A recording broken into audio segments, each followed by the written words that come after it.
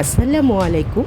আমি রেনেসা রুমা চলে এলাম পাঁচমিশালি রান্নাঘরের পক্ষ থেকে নতুন একটি রেসিপি নিয়ে।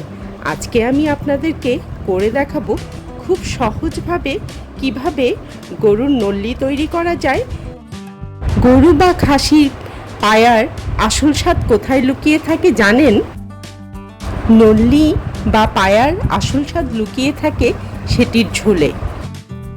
সামান্য কিছু উপকরণ দিয়ে কিভাবে মজা করে নল্লি রান্না করা যায় সেটিই আজকে আপনাদের আমি করে দেখাবো। শুরুতেই আমি গরুর নলিগুলো ভালো মতো ওয়াশ করে পানি ঝরিয়ে নিব। এবার একটি ব্লেন্ডারের জারে রসুন ও পেঁয়াজ কুচি দিয়ে দিব।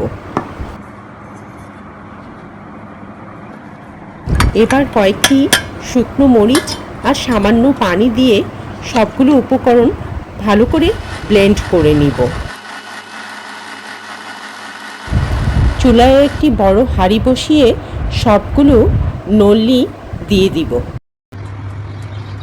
1 চামচ আদা বাটা আর স্বাদ মতো লবণ দিয়ে দিলাম।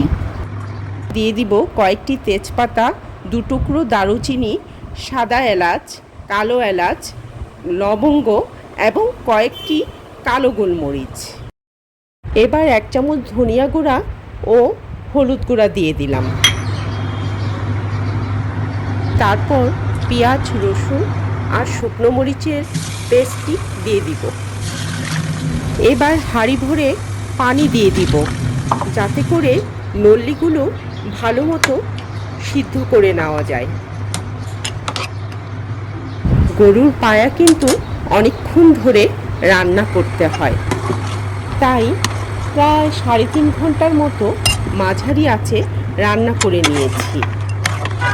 রান্না কিন্তু প্রায় শেষের দিকে। এবার বাগার দেওয়ার পালা। বাগার দেওয়ার জন্য একটি কড়াইতে আমি সয়াবিন তেল আর কিছু রসুন কুচি, পেঁয়াজ কুচি দিয়ে দিচ্ছি। পেঁয়াজ ও রসুন ব্রাউন কালারের হয়ে গেলে তাতে দিয়ে দিব 2টি শুকনো মরিচ।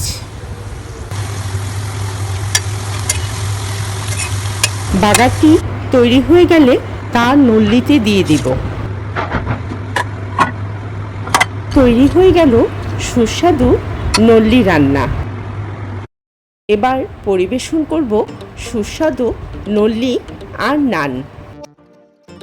কাগজি লেবু, ধনিয়া পাতা কুচি, কাঁচামরিচ কুচি দিয়ে এটি পরিবেশন করলে কিন্তু এর স্বাদ বহুগুণে বেড়ে যায়।